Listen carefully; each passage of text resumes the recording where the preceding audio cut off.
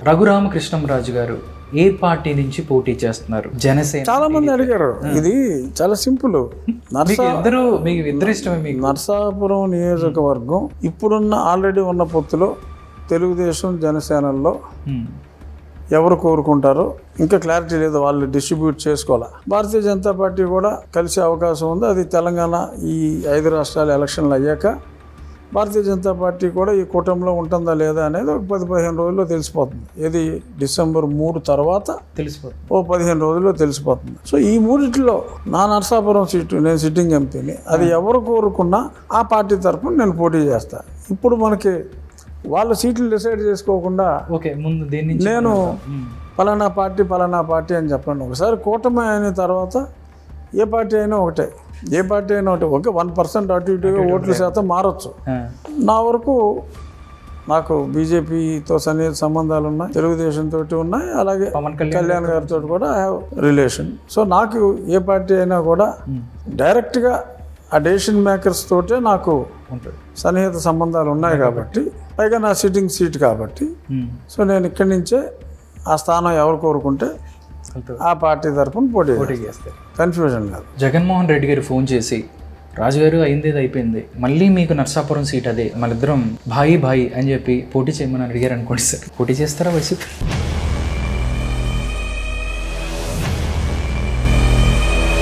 చెప్తా.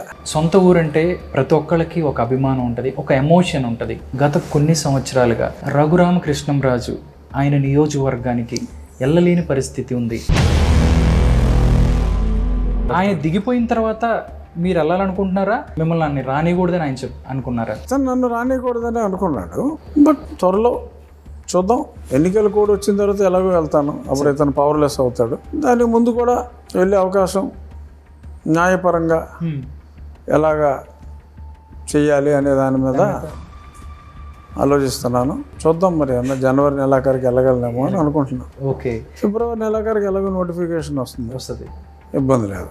Okay sir. 2024 ఎలక్షన్లు అయిపోయే లోపు జగన్మోహన్ రెడ్డి జైలుకి వెళ్తాడు అనేది ప్రజల్లో ఒక చర్చ నడుస్తుంది. దీని మీద మీరేం మాట్లాడతారు? వెళ్తారు అని నేను ఖచ్చితంగా చెప్పలేను, కానీ ఆయన ఖచ్చితంగా అయితే ఓడిపోతాడు. సో అది జైలుకి వెళ్ళిన దానికన్నా ఎక్కువ భారం. వైఎస్ రాజశేఖర రెడ్డి గారు కావచ్చు, దాంతోపాటు కె చంద్రశేఖరరావు గారు కావచ్చు, మిగతా వాళ్ళు చాలామంది, వాళ్ళకి ఎంతో కొంత రాజకీయ వైవిధ్యం ఉండొచ్చు, రాజకీయ వాళ్ళ మధ్య తేడాలు ఉండొచ్చు, కానీ ఏ రోజు కూడా చంద్రబాబు నాయుడు అనే వ్యక్తిని అరెస్టు చేయించడానికి కూడా సాహసించలేదు. చంద్రబాబు నాయుడిని నేను అరెస్ట్ చేయించాను, నేను మొనగాడిని అని జగన్మోహన్ రెడ్డి భావిస్తున్నారు అనుకోవచ్చా? ఆయన ఉద్దేశం అదే, ఆయన ఆశయం అదే, అది నెరవేర్చుకున్నాడు అంతవరకు. బట్ దాని వలన ఆయన ఆశించిన ఫలితం కాకుండా ఫలితం రివర్స్ అయింది. కోరిక తీరింది, ఫలితం రివర్స్ అయ్యింది పూర్తిగా. చంద్రబాబు నాయుడు గారు రిలీజ్ అయిన రోజు రాజమండ్రి నుంచి అమరావతి వరకు దగ్గరగా 14 గంటలు టైం పట్టింది. చాలా మంది మాట్లాడుతున్నారు, ఓన్లీ తెలుగుదేశం శ్రేణులే కాకుండా మిగతా చాలా మంది సామాన్యులు, ఏ పార్టీకి చెందిన వాళ్ళు కూడా వచ్చి ఆయన చూడటానికి వెళ్ళారు. ఎవరు ఊహించలా. నా ఉద్దేశంలో చంద్రబాబు నాయుడు గారు కూడా ఊహించుండ్రు, జగన్మోహన్ రెడ్డి అసలు ఊహించలా. తమ సంఘీభావం తెలియజేయటం కోసం రోడ్ల మీదే పడుకుని వెయిట్ చేశారంటే అన్ఇమాజినబుల్, ఊహాతీతం.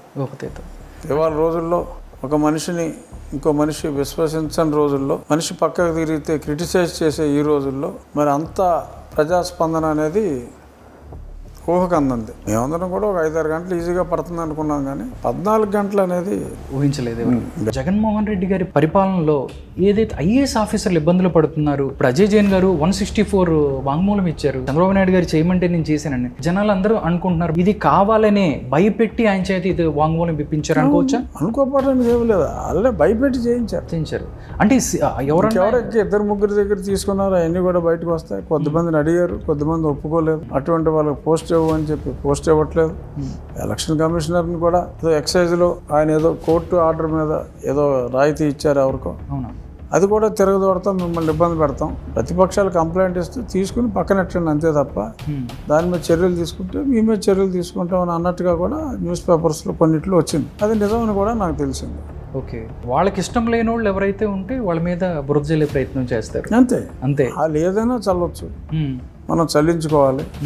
వాళ్ళ మీద చిన్న తుపర మనం చల్లే ప్రయత్నం చేసినా ఒప్పుకోరు, మన ఆస్తులు జప్తు చేస్తారు, ఏదన్నా వాళ్ళ మీద చిన్న కామెంట్ చేస్తే ఎవడో కామెంట్ చేస్తే మరి తెలుగుదేశం ఆఫీసుని బదులు కొట్టారు. అసలు కేసే లేదు వాటి మీద. కోపం వస్తే ఆ మాత్రం కొట్టరా అంటాడు డీజీపీ, అప్పుడు డీజీపీ. చంద్రబాబు నాయుడు గారు అధికారంలో ఉన్నప్పుడు ఏదైనా విషయం జరిగితే అందరూ వస్తారు, ఇది తప్పు అని మాట్లాడతారు. ఉండవల్లి గారు అయితే డైరెక్ట్ గా మాట్లాడేవాళ్ళు. జగన్మోహన్ రెడ్డి గారు ఆయన గురించి మాట్లాడేటప్పుడు నార్మల్ సామాన్య ప్రజలు మాట్లాడే పరిస్థితి లేదు. మేధావులు కూడా దీన్ని ప్రశ్నించే వాళ్ళకి ఒక ఉద్దేశం లేదంటారు. ప్రశ్నించే వాళ్ళ మీద కేసులు పెడుతున్నారుగా, అదొక న్యూసెన్స్ ప్రొసీజర్. ఈ మధ్యన మ్యాజిస్ట్రేట్లు కాస్త కోస్తో కళ్ళు తెరిచారు. అదే దాని ముందు ఈ పోలీసు వాడు పిచ్చి కేసు పెడతాడు, వాళ్ళు కళ్ళు మూసుకుని 14 రోజులు రిమాండ్ వేస్తారు. అలాగే నడుస్తుంది. సార్, మీరు ఢిల్లీలో ఉంటారు, బీజేపీతో కూడా మీకు సత్సంబంధాలు ఉన్నాయి. సామాన్య ప్రజల్లో కానీ కొంతమందిలో చంద్రబాబు నాయుడు గారి అరెస్ట్ వెనక బీజేపీ ఉంది అనేది ఒకటి ఉంది సార్. అది అసలు ఎంతవరకు కరెక్ట్ కాదు.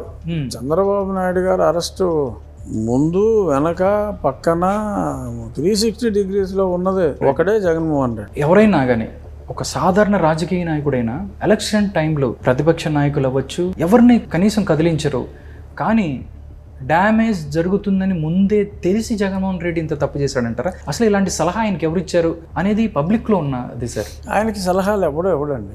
ఆయన సలహాదారుల పేరుకు 100 ఉన్నా ఆయన ఎవరు సలహా తీసుకోలేదు. ఏదో పొలిటికల్ రీహాబిలిటేషన్గా పడేసాడు తప్ప అతను ఎవరి దగ్గర సలహాలు తీసుకోడు. ఎంత పనికిమాలినోడైనా ఇంత పనికిమాలిన సలహా ఎవడో. ఎన్నికల ముందు ప్రతిపక్ష నాయకుడిని అరెస్ట్ చేయమనే దరిద్రపు సలహా ఎవడెవడు. ఈయన తీసుకున్న వాళ్ళు చాలా మంది పనికిమాలిన వాళ్ళు ఉన్నారు, వాళ్ళు కూడా చెప్పరు ఎలాంటి దరిద్రపు సలహా. నిర్ణయం అతనే మూర్ఖంగా తీసుకున్నాడు. అది కూడా వన్ ఆఫ్ ది రీజన్ అతను ఇంటికి వెళ్ళిపోవడానికి. వై నాట్ 175 అని చెప్పి స్టార్ట్ చేశారు సార్. ప్రతిపక్షాల ఓట్లని మొత్తం తీసేయించడం, దొంగ ఓట్లు క్రియేట్ చేయించడం, దొంగ పనులు కవర్ చేసుకుంటానికి ముందు నుంచి మాకు ఇన్ని సీట్లు వస్తాయని చెప్పుకోవటం మొదలు పెట్టారు. మరి ఇప్పుడు అది ఈయన అరికడతా ఉంటే ముఖేష్ కుమార్ మీనా గారు ఆయన మీద రివర్స్ కేసులకు ప్లాన్ చేసుకుంటున్నారు. చాలా వరకు ఇది కంట్రోల్ అవుతుంది. మొన్న ఒక పిటిషన్ కూడా వేశారు కదా, ఫోరం ఫర్ గుడ్ గవర్నెన్స్ అని, citizens forum for good governance. దీని మీద కూడా సుప్రీంకోర్టులో ఈ వాలంటీర్లను వాడి ఎలాగ దుర్వినియోగం చేసి దొంగ ఓట్లు ఇవన్నీ చేస్తున్నారు అనేది అది విచారణకు వస్తుంది. ఆ బెంచ్ ఆయన ప్రశాంత్ కుమార్ మిశ్రా, ఇక్కడ ఫార్మర్ చీఫ్ జస్టిస్, నేను ఆంధ్రాలో పనిచేశాను, I don't want to be A part to this అంటే వేరే బెంచ్కి వెళ్తుంది. ఓకే, కోర్టు డెఫినెట్గా స్ట్రిక్ట్గా ఉండమని ఆదేశాలు ఇస్తుంది. చాలా వరకు కంట్రోల్ అవుతుంది.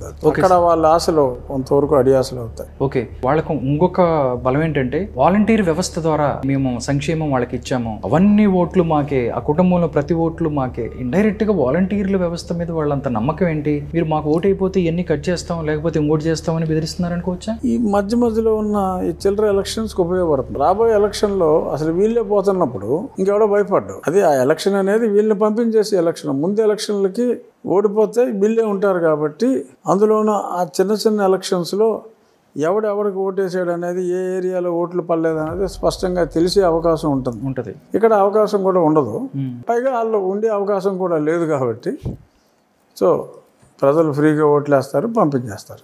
ఓకే, సాధికార బస్సు యాత్ర, అది బస్సు యాత్ర లేకపోతే ఇంకోటి, ఎక్కడ జనం లేని పరిస్థితి. అన్ని చోట్ల ఖాళీ కుర్చీలు ఉన్నా వీళ్ళు కనీసం కుర్చీలన్నా తక్కువ వేసుకుని చేయాలి. మరి తక్కువ కుర్చీ లేకుండా 2,000 కుర్చీలు వేస్తున్నారు. అక్కడ 200-300 మంది కన్నా జనం ఉండట్లేదు. పిచ్చోళ్ళు మరి ఎందుకు అలా చేస్తున్నారు?